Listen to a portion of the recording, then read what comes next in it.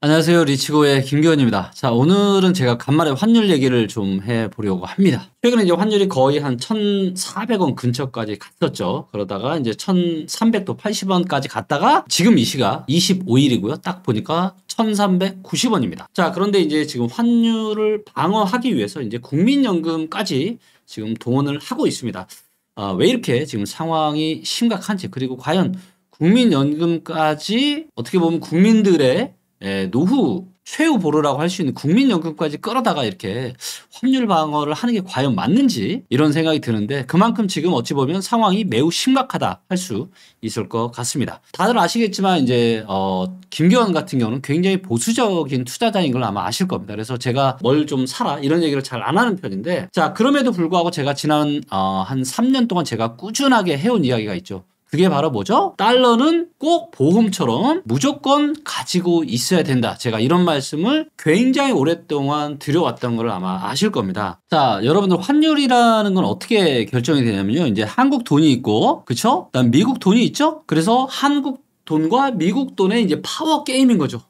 누가 더 힘이 세냐. 자, 그런데 자, 중장기적으로 앞으로 5년, 10년, 20년 동안을 우리가 한번 생각을 해보자고요. 중장기적으로 이미 대한민국은 인구 감소 시대가 시작이 되었습니다. 그렇기 때문에 인구가 감소한다라는 것은 경제가 중장기적으로 쪼그라들 가능성이 많다라는 의미고, 또 한국 돈을 사용할 사람이 많아진다는 걸까요? 줄어든다는 걸까요? 네, 바로 한국 돈을 사용할 사람들이 많이 줄어든다라는 것을 의미합니다. 자, 그러면 한국 돈을 사용할 사람이 감소하겠죠. 자, 그러면 한국 돈을 사용할 사람이 감소하니까 한국 돈에 대한 수요는 어떻게 되겠습니까? 감소하겠죠. 그래서 결론적으로는 한국 돈에 대한 수요는 감소를 할 수밖에 없다. 반면에 미국 돈은 어떨까요? 자, 얼마 전에 발표를 했는데, 지금 전 세계에서 이민을 가장 많이 가는 나라 발표를 했는데, 두 번째가 어디죠?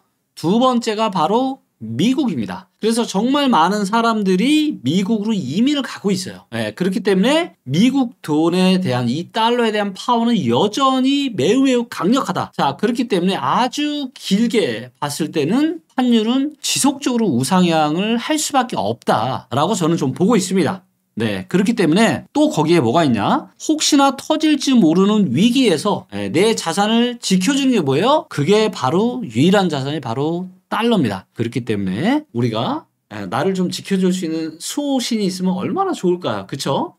그렇기 때문에 자산의 일부는 꼭 달러로 가지고 계시는 게 너무 좋을 것 같습니다. 그래서 누누이 말씀드리지만 달러는, 미국 달러는 중장기적으로 아주 유망한 자산 중에 하나다. 그렇기 때문에 우리가 몰빵은 아니지만 내 자산의 일부를 달러로 가지고 있는 것은 매우 중요하다라고 할 수 있을 것 같습니다. 자, 그러면 이번에는 달러원 환율 차트의 이제 장기 차트를 한번 보도록 하시겠습니다. 자, 이제 보시는 것처럼 올라갔다 떨어졌다, 올라갔다 떨어졌다, 지금 올라가고 있고, 장기적인 추세를 보시면 이렇게 지금 저점이 계속 지금 올라가고 있죠. 이런 속도로 지금 올라가다가 최근에는 이제 올라가는 속도가 굉장히 지금 가팔라지고 있죠. 그리고 아직 뭔가 터진 게 아니죠. 자, 요때는 IMF가 터져서 환율이 거의 이제 2,000원 가까이 올라갔던 거고요. 자, 이때는 또 금리가 터지면서 환율이 또 거의 한 1,600원 정도까지 또 상승을 했던 거고요. 자, 그리고 2022년 하반기에 잠깐 올랐다가 떨어졌다가 지금 다시 또 지속적으로 올라가고 있습니다. 그래서 지금 환율이 얼마냐? 1,390원 정도 합니다. 그래서 환율이 지금 올라가는 속도가 가팔라졌다. 그리고 위기가 터지건 터지지 않건 앞으로 5년, 10년, 20년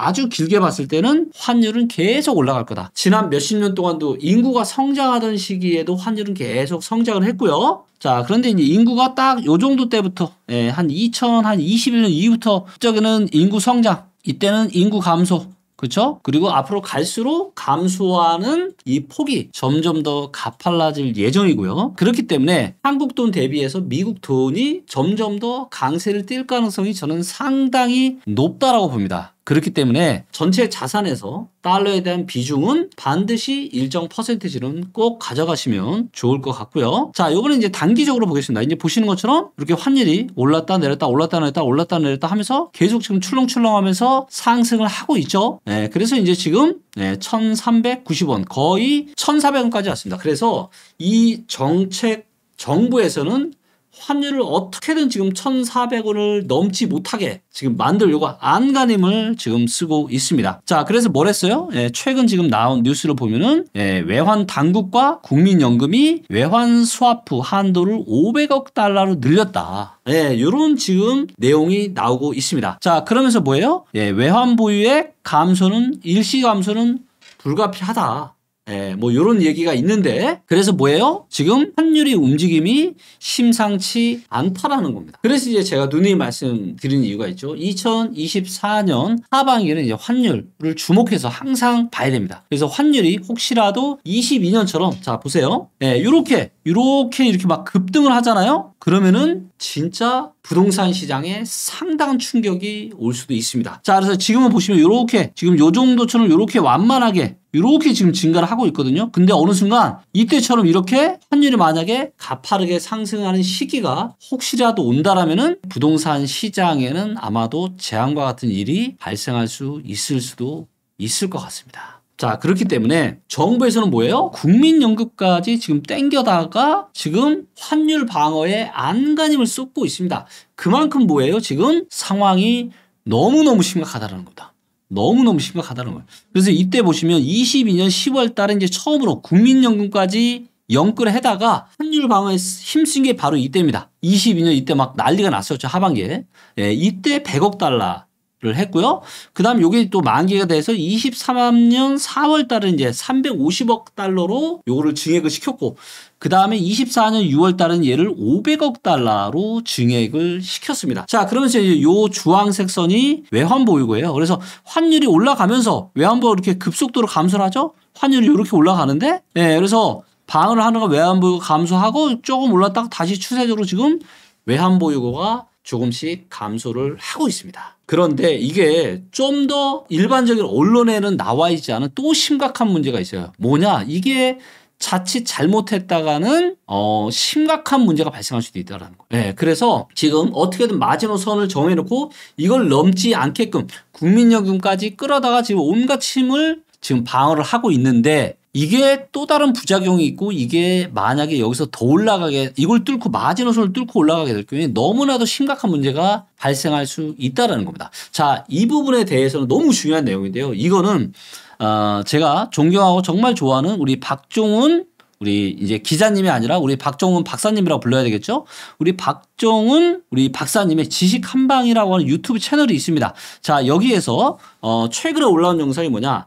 1,400원 벼랑 끝 환율 방어 위험한 도박인가 160엔 육박했다. 엔화 이대로 휴지되나. 그러니까 한국 돈만 지금 약세를 보이는 게 아니라 일본 돈도 약세를 보이고 있습니다. 그렇기 때문에 지금과 같은 이 시기에는 환율에 대해서 우리가 반드시 깊이 있는 공부를 하셔야 되고 그 누구보다 인사이트가 있고 깊이 있는 지식을 다뤄주시는 우리 박종훈 박사님의 지식 한방 채널에 가셔서 꼭 이 두 영상은 지켜보시면 너무 좋을 것 같습니다. 자, 그래서 제가 마지막으로 드리고 싶은 말씀은 뭐냐면, 자, 뭐, 이런저런 이유들로 이제 부동산을 사신 분들이 아마 있으실 겁니다. 최근에 사신 분들도 있고, 1년 전에 사신 분들도 있고, 코로나의 고점의 시기에 사신 분들도 있고, 제가 이분들한테, 제가 조언을 좀, 진심 어린 조언을 좀 드리자라면, 달러는 필수적으로 좀 가시고 계시면 좋겠다. 그래서 혹시라도 달러 환율이 마지노선을 뚫고 올라갈 수도 있다. 그렇기 때문에 상방이 뚫리는 거기 때문에 이게 어디까지 올라갈지 모르고 환율이 치솟는다는 것은 부동산 시장에는 상당히 치명적인 일입니다. 그렇기 때문에 매우 위험한 부동산 시장 상황이 환율이 올라가면 펼쳐질 수 있는데 여기에 만약에 내가 일부 자산을 내가 달러로 가지고 있으면 어떻게 돼요? 부동산 가격은 떨어지지만 내가 달러 가격이 올라가기 때문에 내가 전체적인 자산은 이상이 없겠죠. 부동산 가격이 떨어져도 환율이 올라가니까. 자, 그런데 내가 전혀 대비를 해놓지 않고 혹시라도 부동산 가격이 폭락을 했는데 가격이 내려갔는데 내가 이걸 해치할 수 있는 자산이 없다? 이러면 정말로 큰일이 날 수가 있습니다. 자, 반대로 별일이 없어요. 그랬을 때는 그냥 부동산 잘 올라가고 괜찮겠죠. 그렇기 때문에 제가 반드시라는 말을 할 정도로 지금과 같은 상황에서는 꼭 달러를 보험 상품과 같이 부동산 우리 보유자분들에게는 달러를 꼭 가지고 계시라. 그리고 중장기적으로 5년, 10년, 20년을 봤을 때 달러는 계속 우상향할 가능성이 많다. 그래서 뭐 해야 돼요? 네, 바로 달러 적금을 들어야 됩니다. 우리 저축하잖아요. 그렇기 때문에 달러 저축을 저금을 꾸준하게 하셨으면 좋겠습니다. 그게 우리의 자산을 지켜 나가고 이렇게 자산을 불려나갈 수 있는 좋은 방안이라고 생각합니다. 오늘 방송 마치도록 하겠습니다. 고맙습니다.